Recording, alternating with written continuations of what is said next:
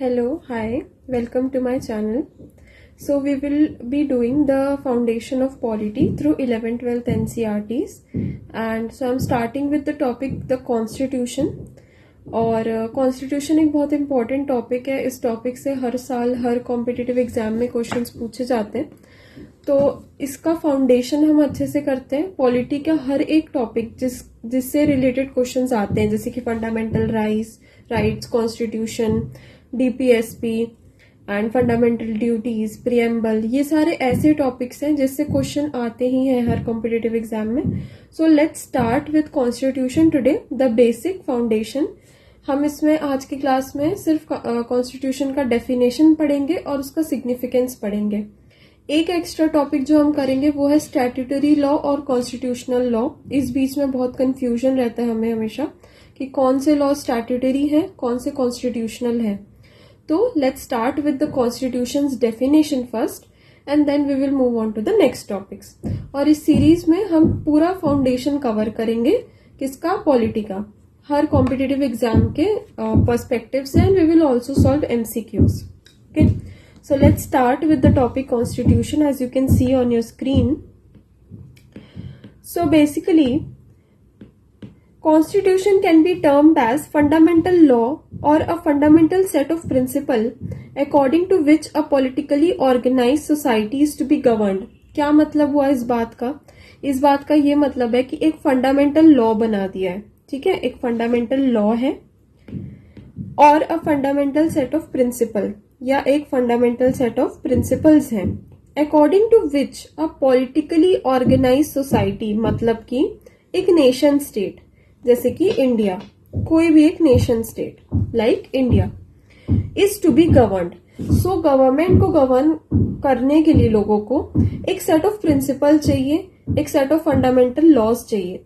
तो वो fundamental laws जहां पे लिखे होंगे, जहां पे प्रॉपरली प्लेस्ड होंगे, ऑर्गेनाइज्ड होंगे, अच्छे से लिखे होंगे, उसको हम बोलेंगे कॉन्स्टिट्यूशन.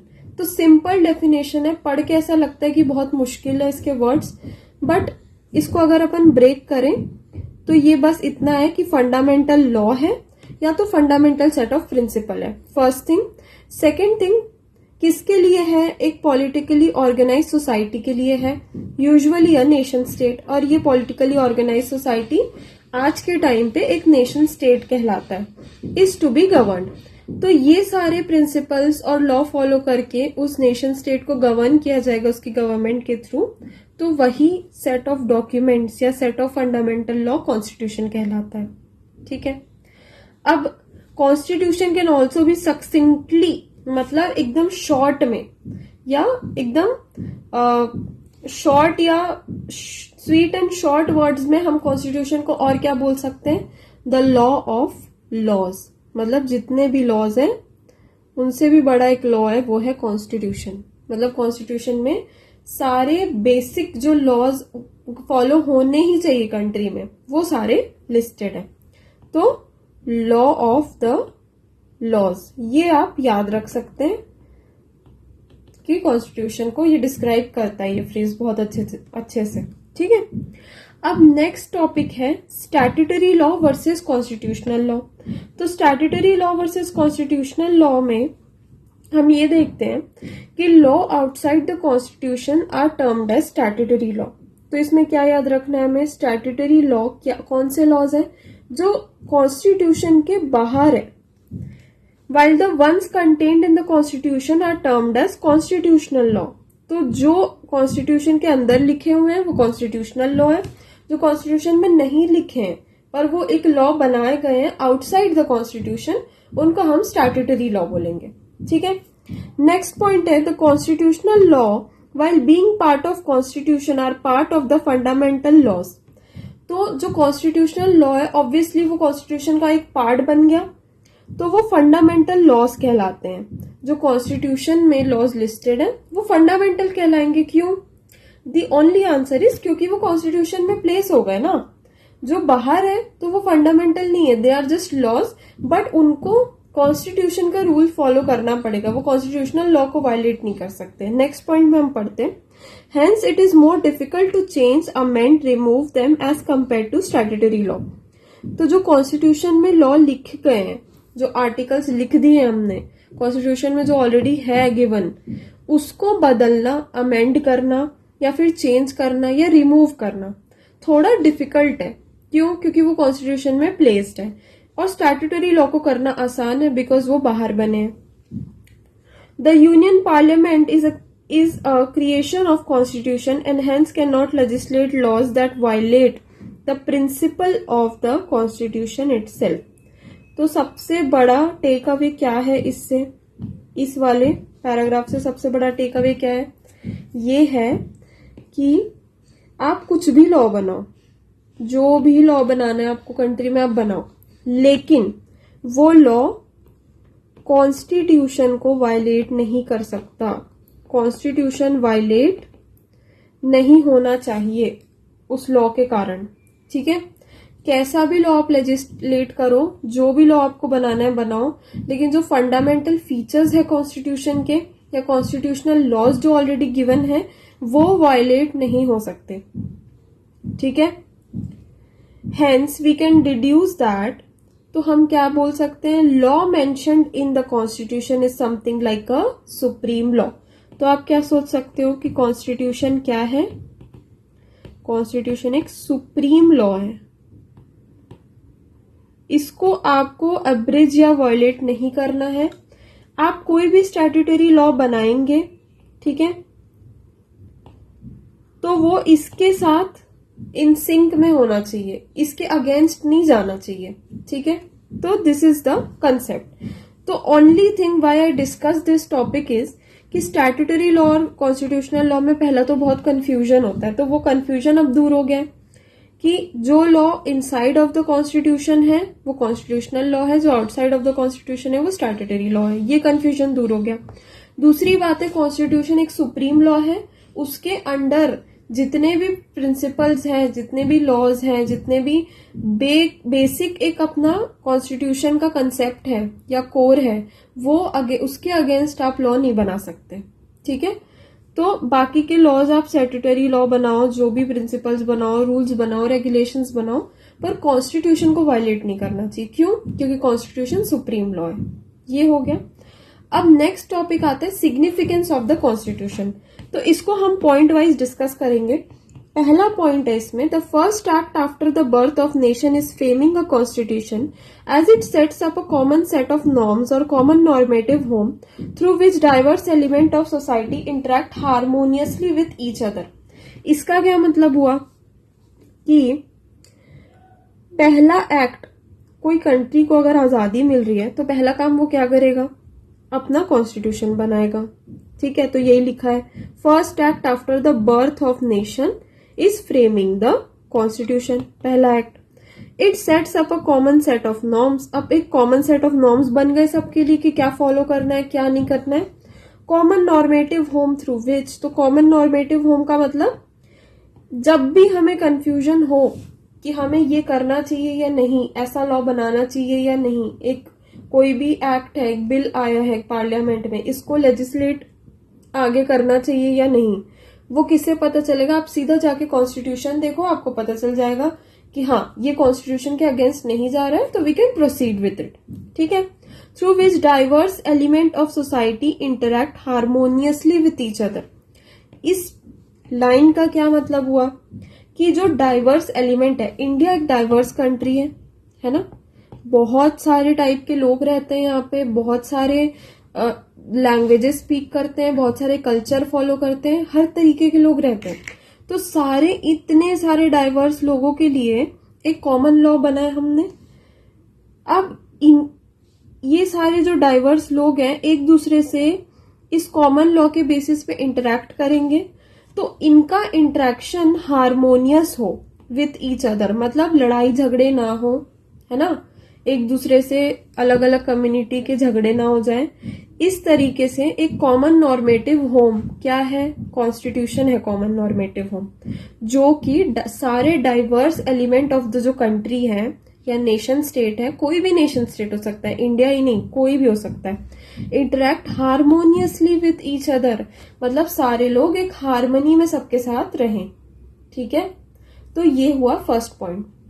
अगर एक बार आप देखोगे तो लगेगा कि ये क्या लिखा हुआ है, बहुत डिफिकल्ट है, लेकिन कुछ नहीं है इसमें। बस इतना है कि बर्थ हुआ एक कंट्री का, उसने अपना एक कॉन्स्टिट्यूशन बनाया, एक कॉमन सेट ऑफ नॉर्म्स बनाए, एक कॉमन नॉर्मेटिव होम बन गया कॉन्स्टिट्यूशन, जिसके थ्रू उसके जितने भी एलिमेंट्स हैं, diverse elements of the country हैं, वो वहां पे इंटरेक्ट करेंगे सोशली एक दूसरे से अच्छे से, हारमोनियसली। ठीक है, फर्स्ट पॉइंट ये हो गया। सेकेंड क्या है, birth certificate is to a child what birth certificate is to a child, constitution is to a nation. तो जैसे जब एक बच्चा पैदा होता है तो उसका सबसे पहला कोई लीगल डॉक्यूमेंट बनता है तो वो होता है बर्थ सर्टिफिकेट। तो जैसे एक बर्थ सर्टिफिकेट एक बच्चे के लिए है, वैसे ही कॉन्स्टिट्यूशन एक नेशन के लिए है। तो जब भी एक नेशन बन रहा है तो उसका एक कॉन्स्टिट्यूशन बन रहा है, तो ये एक बर्थ सर्टिफिकेट की तरह है। ठीक है, तो ये आप याद रख सकते हैं। Third, it gives a basic structure of our polity और सिस्टम ऑफ गवर्नेंस। हमें एक बेसिक स्ट्रक्चर मिल जाता है हमारे पॉलिटी का, कि भाई लोकसभा राज्यसभा रहेगी, स्टेट में स्टेट लेजिस्लेटिव असेंबली रहेगी, लेजिस्लेटिव काउंसिल रहेगी, सेंटर में प्रेसिडेंट रहेंगे, पीएम रहेंगे, काउंसिल ऑफ मिनिस्टर रहेंगे, उसी के काउंटर पार्ट में स्टेट में गवर्नर रहेंगे, प्रेसिडेंट के काउंटर पार्ट में, पीएम के काउंटर पार्ट में सीएम रहेंगे, चीफ मिनिस्टर, है ना, और काउंसिल ऑफ मिनिस्टर इनका भी रहेगा सीएम का। तो एक बेसिक स्ट्रक्चर ऑफ पॉलिटी मिल जाता है कि कैसे हमारी पॉलिटी रहेगी, कैसा सिस्टम रहेगा, कैसे सारी चीजें गवर्न होंगी। तो एक बेसिक स्ट्रक्चर प्रोवाइड कर देता है। तो ये अनदर सिग्निफिकेंस है हमारे कॉन्स्टिट्यूशन का। फोर्थ आता है, it also details the pattern of relationship between legislature, executive and judiciary. तो 3 ऑर्गन्स ऑफ द गवर्नमेंट आपने सुना होगा, LEJ। तो ये LEJ के बीच का जो रिलेशनशिप है कि कौन किस पे चेक रख रहा है, कौन क्या कर रहा है, तो एक रिलेशनशिप स्टैब्लिश करने का काम भी कॉन्स्टिट्यूशन करता है। ठीक है, फिफ्थ पॉइंट है, the constitution also details the relationship between state, legislature, executive, judiciary and it's constituent citizens. Example, state cannot deny a citizen certain fundamental rights. तो अब एक जो कॉन्स्टिट्यूशन है वो स्टेट का भी, स्टेट और सेंटर का भी एक रिलेशनशिप स्टैब्लिश करेगा और उसके सिटीजन का भी करेगा कि भाई सिटीजन को क्या फंडामेंटल राइट्स मिल रही है, कोई भी सिटीजन है तो उसकी क्या ड्यूटीज है, उसके क्या राइट्स हैं, उसको कौन से लॉज फॉलो करने हैं, क्या ध्यान में रखना है कि आप वो मतलब कंट्री में रह रहे हो, तो है ना। तो ये सारी चीजें हो गई फिफ्थ पॉइंट। सिक्स्थ पॉइंट है, it also details the ideals and aspirations of the people as visible throughout the constitution, particularly in the preamble. तो आपने जब अगर प्रियम्बल पढ़ा होगा तो उसमें आपने यही देखा होगा कि प्रियम्बल में ideals and aspirations of people लिखे हुए हैं। We the people of India, है ना, वी द पीपल से स्टार्ट होता है, पीपल क्या क्या चाहते हैं वो पूरा प्रियम्बल में लिखा हुआ है। जब हम नेक्स्ट आने वाले लेक्चर्स में प्रियम्बल डिस्कस करेंगे तो उसको थरीली देखेंगे। तो कॉन्स्टिट्यूशन का पार्ट है प्रियम्बल। तो क्या हुआ इसका मतलब कि इट ऑल्सो टेल्स कि हमारे क्या आइडियल्स हैं, हम क्या गोल्स अचीव करना चाहते हैं, हमारे पीपल क्या चाहते हैं, कैसी टाइप की कंट्री चाहते हैं, कैसे रूल्स चाहते हैं, कैसे रेगुलेशंस चाहते हैं, कैसी गवर्नमेंट चाहते हैं, कैसा लेजिस्लेचर चाहते हैं, कैसी इक्वालिटी चाहते हैं, फ्रेटर्निटी चाहते हैं। तो वो सारे ideals and aspirations of the people of that country, it is given by our constitution. This is yet another significance. Now the last one, the last significance is the constitution also act as a mirror to the society. ये बहुत important point है, ये आप याद रखना। ये कोई directly आपको पूछेगा नहीं, पर ये पॉइंट मैंने इसलिए डाला है आपके अंडरस्टैंडिंग के लिए कि जो कॉन्स्टिट्यूशन है हमारा वो किसने बनाया, हमारे देश के लोगों ने ही बनाया, और वो ऐसा बनाया है कि वो एक मिरर की तरह दिखता है हमारे सोसाइटी के। And it highlights the fault within our society, मतलब हमारे फॉल्ट भी दिखते हैं, है ना, and tries to address them. जो फॉल्ट है उसको एड्रेस कर रहा है, इसलिए हमें फॉल्ट दिख रहे हैं।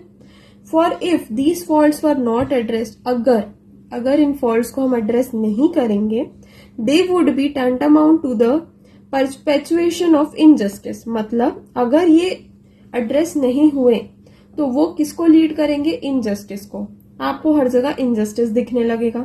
For example, language, caste discrimination, injustice against women, minorities both linguistic and religious.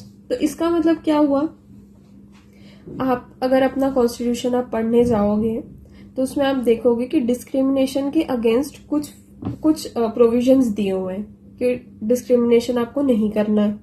Women के लिए कुछ प्रोविजन बना के रखे हैं कि भाई वुमेन को ये चीजें आपको डिस्क्रिमिनेट नहीं करना है, वुमेन को equal pay for equal work देना है, ये कुछ प्रोविजंस बनाए हैं। Minorities both linguistic and religious, minorities के लिए भी प्रोविजंस है, रिजर्वेशन है।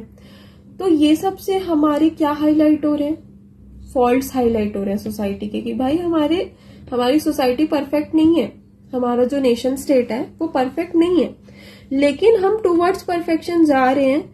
इसके थ्रू कैसे, कि हम इन जो फॉल्ट्स को इनको एड्रेस कर दे रहे हैं, ठीक है, फॉल्ट्स को एड्रेस करके हम इन सारी चीजों को एड्रेस करके जो भी डिस्क्रिमिनेशन है, जो भी equal pay for equal work अगर नहीं हो रहा है कंट्री में तो उसके लिए प्रोविजन डाल रखा है, बच्चों के एजुकेशन के लिए प्रोविजन डाल रखा है ना, डिस्क्रिमिनेशन के लिए प्रोविजन डाल रखा है, माइनॉरिटीज के लिए रिजर्वेशन का प्रोविजन डाला है। तो ये सारे प्रोविजन क्या बताते हैं कि हमारा कॉन्स्टिट्यूशन एक मिरर है सोसाइटी का, और वो हमारे फॉल्ट्स भी दिखाता है, लेकिन वो फॉल्ट्स है बट हम उनको एड्रेस कर रहे हैं कॉन्स्टिट्यूशन के थ्रू। तो ये हो गया आपका सिग्निफिकेंस ऑफ द कॉन्स्टिट्यूशन। अब 8th पॉइंट है इसमें, the constitution gives legitimacy to the state and its action for example taxation. ठीक है, तो कॉन्स्टिट्यूशन क्या बोलता है, लेजिटिमेट करता है कि स्टेट और उसके एक्शन को। सब लोग क्यों फॉलो करेंगे कॉन्स्टिट्यूशन, सब बोलेंगे कि हमें नहीं करना, हमें नहीं देना टैक्स, लेकिन उसको लेजिटिमाइज करता है कि स्टेट भाई आपसे टैक्स ले रहा है, आप इतना इनकम कमा रहे हो तो आप टैक्स में आ रहे हो ब्रैकेट में, तो आपको टैक्स देना है। तो कॉन्स्टिट्यूशन लेजिटिमाइज कर रहा है स्टेट के एक्शंस को। अगर स्टेट ऐसे ही बिना कॉन्स्टिट्यूशन के एक्ट करेगा तो सब बोलेंगे कहाँ लिखा है ये, हम क्यों फॉलो करें। तो कॉन्स्टिट्यूशन में लिखी है चीजें, ठीक है, ताकि लोग फॉलो कर सकें। अब 9th है, in a democratic nation the government can not be absolutist, hence there are legally enforceable limitation on the government to prevent absolutism. तो एक गवर्नमेंट एब्सोल्यूट नहीं हो सकती, और ये एब्सोल्यूट ना हो इसके लिए भी प्रोविजन लिखे हुए हैं कॉन्स्टिट्यूशन में, कि गवर्नमेंट कहीं एब्सोल्यूट ना बन जाए, है ना। Hence, Constitution is the only place where legally enforceable limitation can be placed on state authority. अब देखो, आपने किसी को लीडर को इलेक्ट कर दिया, अब वो लीडर बन गया, अब वो कह रहा है कि मैं हटूंगा ही नहीं, मुझे हटना ही नहीं है, मैं ही रूल करूंगा आपको, अब आप देख लो। पर ऐसे नहीं कर सकता वो, क्यों, क्योंकि कॉन्स्टिट्यूशन इसके लिए भी प्रोविजन लेके आया है, क्या, कि भाई आप एब्सोल्यूट गवर्नमेंट नहीं हो सकते, आपको हर 5 साल में इलेक्शन लड़ना पड़ेगा, आपको मेजोरिटी गेन करनी पड़ेगी, तभी आप गवर्नमेंट फॉर्म कर सकते हैं। समझ आया। तो ये सारे प्रोविजंस, जो ये सारे पॉइंट्स हैं, वो ये बता रहे हैं कि क्या सिग्निफिकेंस है हमारा कॉन्स्टिट्यूशन का। ठीक है, तो आज हमने क्या क्या पढ़ा, कॉन्स्टिट्यूशन पढ़ा, उसका डेफिनेशन पढ़ा, हमने पढ़ा statutory law versus constitutional law, क्या है ये दोनों में डिफरेंस, और फिर हमने सिग्निफिकेंस ऑफ द कॉन्स्टिट्यूशन पढ़ा कि कॉन्स्टिट्यूशन हमें क्या क्या चीजें प्रोवाइड कर रहा है, क्या सिग्निफिकेंस है उसका। ठीक है, तो आज के लिए इतना रखते हैं। नेक्स्ट क्लास में हम features of our Indian constitution, मतलब कॉन्स्टिट्यूशन तो ये बेसिक हो गया, कॉन्स्टिट्यूशन कहीं का भी हो सकता है, इंडिया का भी हो सकता है, यूएस का भी हो सकता है, कहीं का भी हो सकता है, कोई भी कंट्री, कोई भी एक नेशन स्टेट का। अब ये बेसिक कॉन्स्टिट्यूशन क्या, significance and definition and all हो गए। नेक्स्ट क्लास में हम फीचर्स ऑफ इंडियन कॉन्स्टिट्यूशन, क्यों हम इंडिया में है ना, हम इंडिया के एग्जाम की तैयारी कर रहे हैं, हम इंडिया में हैं, तो हम इंडिया के फीचर्स पढ़ेंगे अब नेक्स्ट क्लास में, features of Indian constitution. So this is it for today's class. You can make your notes with the help of this. You can pause the video, make your notes properly, and then in this manner we will complete the whole foundation of polity, जो 11th-12th के NCERT के base पे है। ठीक है, चलो, thank you for today's class. Hope you follow and follow for more lectures in this playlist. Okay, next lecture will be features of Indian Constitution. Okay. Thank you.